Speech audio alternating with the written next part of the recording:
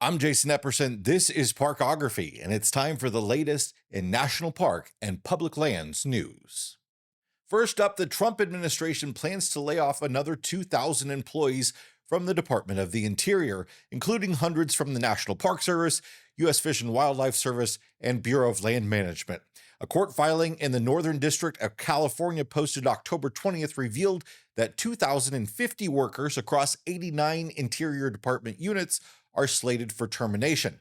In a statement to Outside Magazine, the department said that the proposed layoffs were developed before the ongoing federal shutdown began. The Interior noted that it has repeatedly reviewed and evaluated its current workforce and its departmental needs, citing efforts to examine efficiencies, reduce redundancies, and explore options related to reductions in force, or RIFs. The proposal surfaced as the federal government entered its third week of a shutdown. President Trump has repeatedly warned of broad agency layoffs during the closure. These particular cuts are currently on hold under a court order. On October 15th, District Judge Susan Lilston ruled the firings illegal and issued a temporary freeze. The list of affected positions was disclosed publicly as part of that pause. If allowed to proceed, 474 Bureau of Land Management positions, 143 Fish and Wildlife Service roles, and 272 National Park Service jobs are on the chopping block.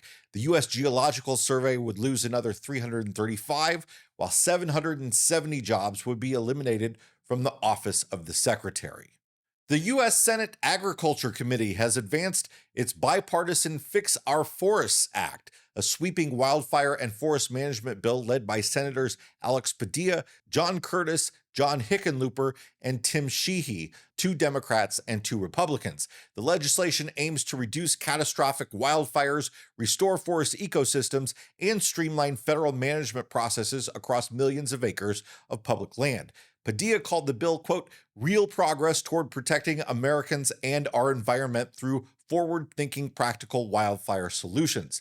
The bill would create a wildfire intelligence center to coordinate multi-agency response, expand hazardous fuel reduction projects, and streamline approval for forest restoration work. It also includes programs to help wildland-urban interface communities retrofit homes for fire resistance and to bolster reforestation and seedling supply efforts. Supporters, including Western governors, conservation groups, and forestry organizations, say the act modernizes outdated management systems and provides urgently needed resources to restore forest health and protect rural communities. But environmental groups, including the Sierra Club and Defenders of Wildlife, sharply criticized the bill, warning that it could weaken environmental protections and open the door to increased logging of old-growth forests. Critics say the bill has provisions that expand exclusions from the National Environmental Policy Act and alters the Endangered Species Act review process, which could limit public input and judicial oversight of large-scale projects. The Fix Our Forest Act now moves to the full Senate for consideration. National Parks Traveler is reporting that drone manufacturer DJI has quietly pulled a promotional video that includes footage from several U.S. national parks and Navajo Nation lands, areas where drone use is strictly prohibited. The move came just days after Drone XL published a report questioning whether DJI had obtained the necessary permits to film in those protected areas. Drone flights have been banned in national parks since 2014, and they usually just don't give out those permits even if you apply for them. The video was created to promote DJI's new Mavic 4 Pro drone released in May. Its sudden removal has fueled speculation that the company lacked the special authorization required to capture the footage legally. The promotional film showcased sweeping aerial shots of Death Valley's Badlands, Yellowstone's Grand Prismatic Spring, and the Grand Canyon's rims and canyons. Side note here, I use a lot of drone footage as B-roll on some of these videos that comes from a stock service, and all of that video is pre-2014. So if you see drone video of national parks on our channel, that's why. According to the National Park Service, violating the federal drone ban is a misdemeanor offense, punishable by up to 6 months in jail and a $5,000 fine. DJI has not issued a public statement or explanation for the video's removal, and National Parks Traveler reports that the company did not respond to their request for comment. More in a moment, but first, this episode is sponsored by Slinky Stove. Slinky Stove is the patented collapsible fire pit that stays intact when packed. It's perfect for RVs and car camping or in your own backyard. It sets up in seconds, providing you with smokeless airflow rings and a clean burning fire. No more dancing around campfire smoke.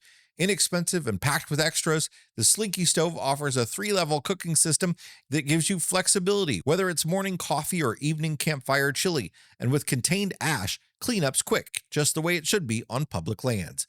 Order yours now at slinkystove.com or click the link in the description. According to wyofile.com, wildlife biologists in northwest Wyoming are seeing something unusual in the mountains bordering Yellowstone National Park: white-tailed deer using high-elevation migration routes traditionally traveled only by mule deer and elk. According to Tony Mong, a wildlife biologist with the Wyoming Game and Fish Department, trail cameras placed along migration corridors captured images of white-tailed deer, including a fawn moving through the backcountry near the South Fork of the Shoshone River and even at elevations around 8,000 feet. Whitetails are not known for long-distance seasonal migration, and until last year, Mong hadn't recorded a single one in 5 years of monitoring the area. But in 2023, they appeared in both spring and fall migrations, suggesting that at least a few individuals have learned to move with the seasons and possibly to reproduce in higher terrain. Biologists say the phenomenon could indicate the species' continued expansion into western Wyoming, where mule deer numbers have declined. Whitetails, while native to parts of the state like the Black Hills, were introduced in the western part of the state in the mid-20th century to boost hunting opportunities and have since spread across the Bighorn Basin. And cougars, once wiped out in Michigan, are making a quiet comeback in the Upper Peninsula. The Michigan DNR has confirmed 20 sightings so far this year, including 2 cougar cubs last March, the first evidence of possible breeding in the state in more than a century. Last year saw a record 23 confirmed sightings, part of a steady rise since 2019.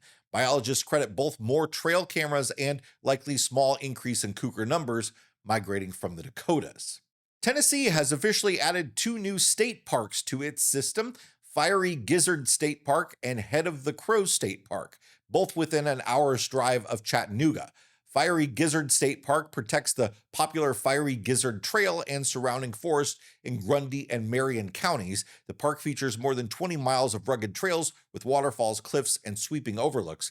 Head of the Crow State Park preserves over 4,200 acres from the Lost Cove section of the former South Cumberland complex. It includes the Sewanee Natural Bridge and headwaters of Crow Creek and biodiverse ridgetop habitats. The Michigan Department of Natural Resources is asking for public feedback on a draft plan that could bring major upgrades, including new cabins and a 100-site modern campground, to Rockport Recreation Area along Lake Huron. The 4,200-acre park currently offers 20 miles of trails, day-use facilities, and a few hike-in campsites. The new draft proposal outlines 8 mini cabins with lake views, 161 additional campsites, upgraded day-use areas with a boat launch, accessible kayak launch, picnic areas, modern restrooms, and a dark sky viewing path with telescopes. Expanded trails and a mountain bike skills park are also under consideration. Rockport's history as a limestone quarry gives the area a unique landscape of sinkholes, rock formations, and remnants of a ghost town. The DNR says community feedback will help shape the final management plan. The draft plan and a place for public input are available on the DNR's website through November 21st. The Ohio Department of Natural Resources is honoring U.S. military service members this November with a 30% discount on overnight stays at state park facilities across the state. The special offer is available to both active duty personnel and veterans for new reservations made between November 1st and November 30th. The discount applies to campsites, gateway rentals, state-operated cabins, and resort lodge stays booked during the month. Guests can book directly through reserveohio.com using the promo code VETERAN25 to receive the discount.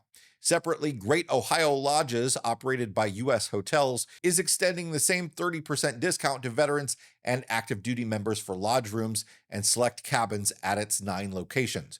Bookings can be made at greatohiolodges.com with the same promo code VETERAN25 or by calling 1-800-ATA-PARK. Throughout the rest of the year, Ohio offers a 10% military discount on camping and cabin stays for active duty and veteran guests, while disabled Ohio veterans can camp for free year-round. Military identification is required at check-in, and the offers cannot be combined with other discounts or group rates.